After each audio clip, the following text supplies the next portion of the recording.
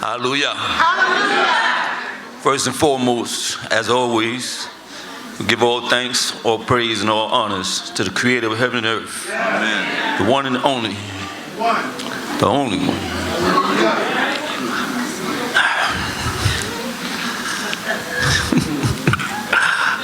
I say to the rabbi and the doctor, shalom, Shabbat shalom. I'm a little nervous here, as y'all can see. All my family. You with family. Okay. To the chief rabbi. Yes.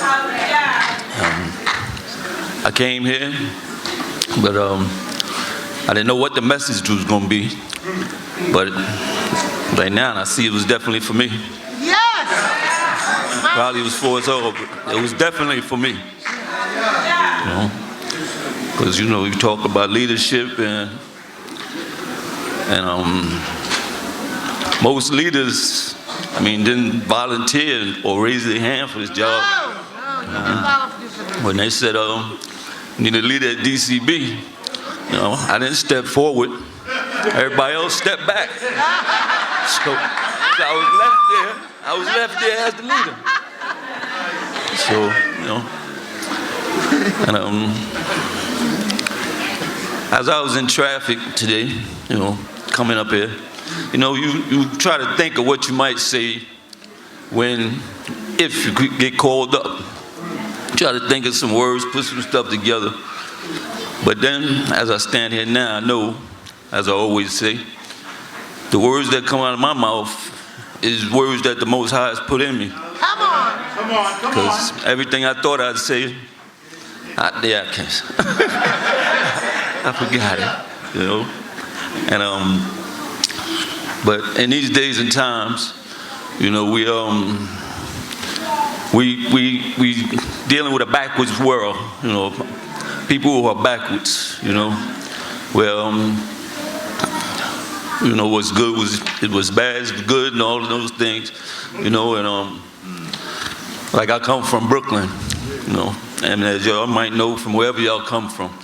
Right now, we're in a place where a person that comes home from jail for murder gets more credit and more prestige as a person that just came home from college from doing 10 years, and got a doctorate or something. The guy coming home from jail, although you got a body up on you, they give you credence for that, but you come home, you studied hard, now you're a doctor. There's nothing. Nothing. I seen it. Guys come home from jail, you give them a chain and put some money in your pocket and, had drinks on you.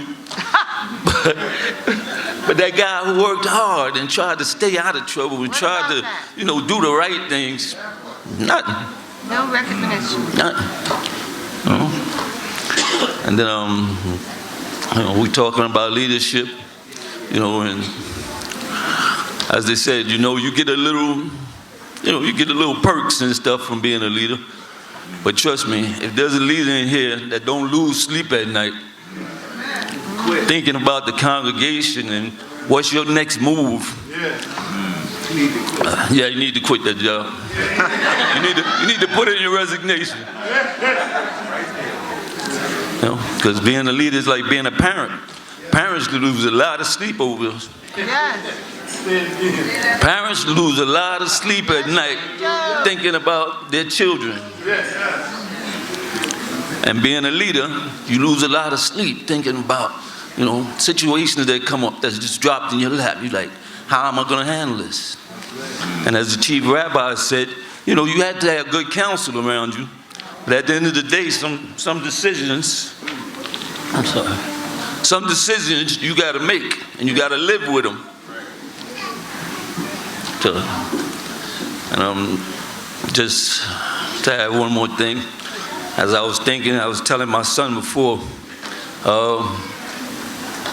like when I first went to the Air Force, right, coming from Brooklyn, I tried to get a short haircut, and I tried to do everything where I wouldn't have to, they wouldn't have to cut my hair. 'Cause I know they cut hair when you go there, they do this.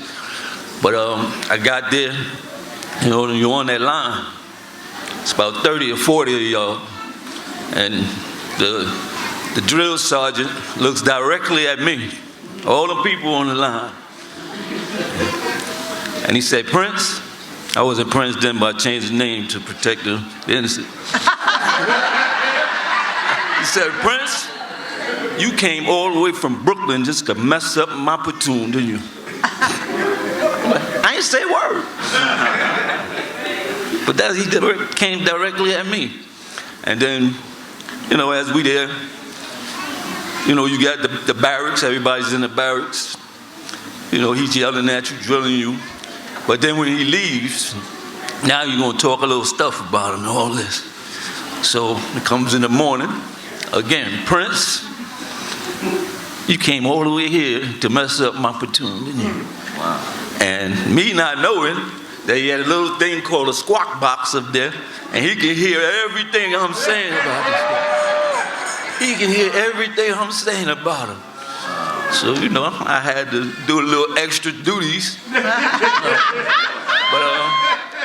But after the 6 weeks, you know, he came, he stood in front of all of us, and he said, I know y'all felt like I was hard on y'all.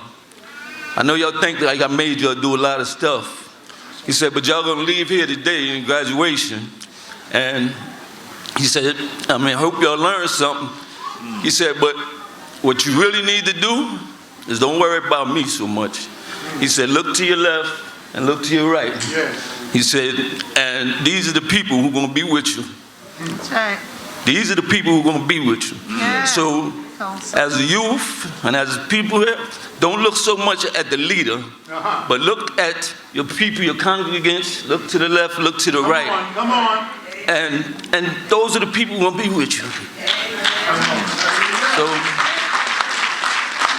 in those words, I just say that we need y'all as much as y'all need us. And again, as he said, just do your best, be the best you that you can be. Amen. And that's all we can ask. Yes. Shabbat shalom.